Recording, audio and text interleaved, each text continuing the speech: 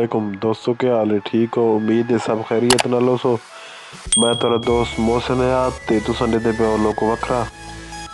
आज मैं जेह्ड़ी तुहाडे नाल वीडियो शेयर करने वाला वो एक इंस्टेंट गीज़र दे बारे जे इंस्टेंट गीज़र दे पैप कि'यां चेंज थींदे तो खुलदा कि'यां वे, उसदी सफाई कि'यां थींदी है, उसदे बारे सारे तुहानू मैं वीडियो बना के दिखवेसां।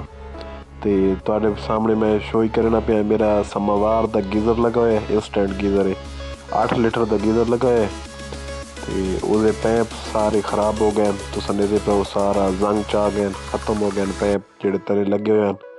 वो पैप चेंज करे सा इंशाल्लाह तुहाडे सामने ते सफाई करे सा गीज़र दी। वो सारा मतलब दिखवेसा कि'यां मैं सफाई करवे ना। वीडियो शुरू करने तो पहले मेरे चैनल लोको वखरा नू लाइक ते सबसक्राइब करे सोचा।